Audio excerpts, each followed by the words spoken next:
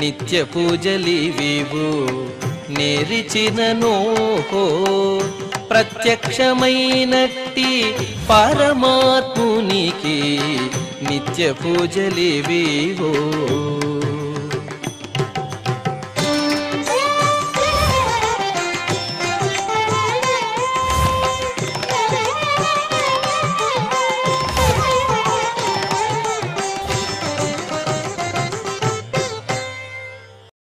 ఓం నమో వెంకటేశాయ. ఈరోజు బుధవారము, శ్రీ విశ్వావసునామ సంవత్సరము, దక్షిణాయనము, గ్రీష్మ ఋతువు, ఆషాఢమాసము, కృష్ణపక్షము, చతుర్దశి తిథి, ఆరుద్ర నక్షత్రము, జూలై 23, 2025.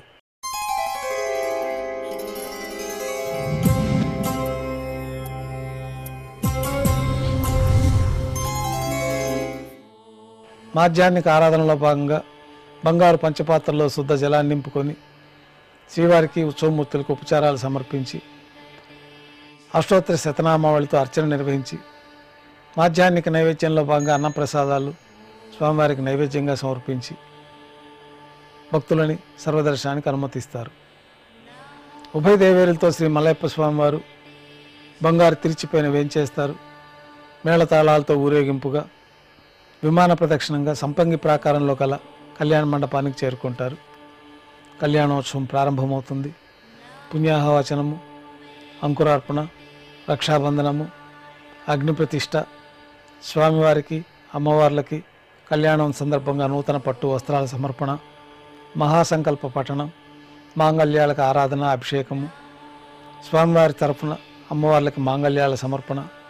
ఈ సందర్భంగా స్వామివారికి అమ్మవార్లకి కర్పూర నీరాజనము, విశేషమైన హోమాలతో పూర్ణాహుతి పూర్తయిన తర్వాత మాలా పరివర్తనం అనే కార్యక్రమాన్ని నిర్వహించి ఉభయ దేవేరులను స్వామివారి చెంతకు చేర్చి ఈ సందర్భంగా అక్షతారోపణం అనే వైదిక కార్యక్రమాన్ని నిర్వహించి నైవేద్యము, కర్పూర నీరాజనంతో కళ్యాణోత్సవం పూర్తి అవుతుంది.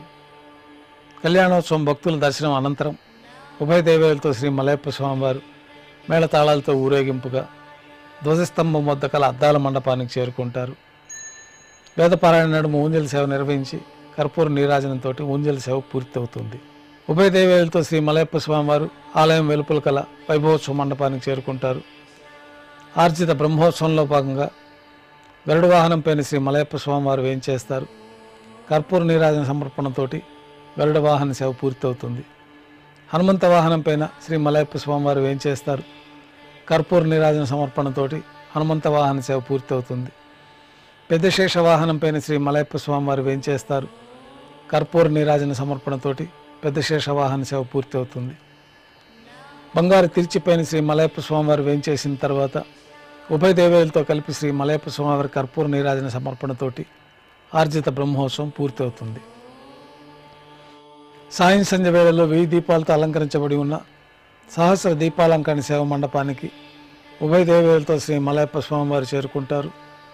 వేదం, గానం, నాదం నడుమ సహస్ర దీపాలంకరణ సేవ నిర్వహించి 4 తిరువీధుల ఉత్సవం పూర్తయిన తర్వాత శ్రీవారి ఆలయంలోకి వేంచేస్తారు.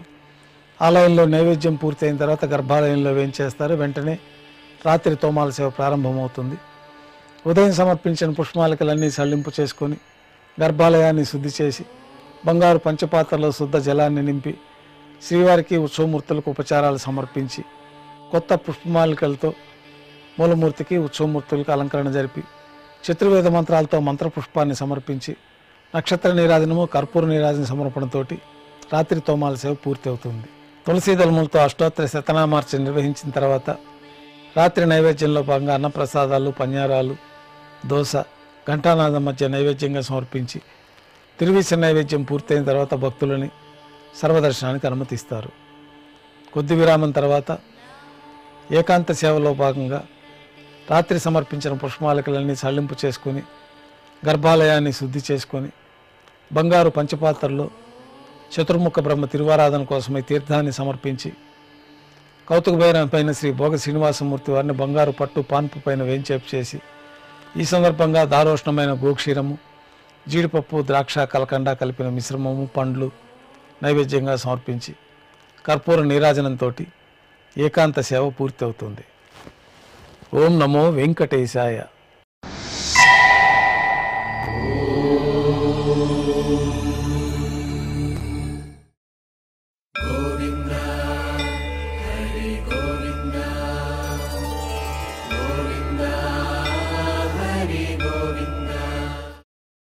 ఓం నమో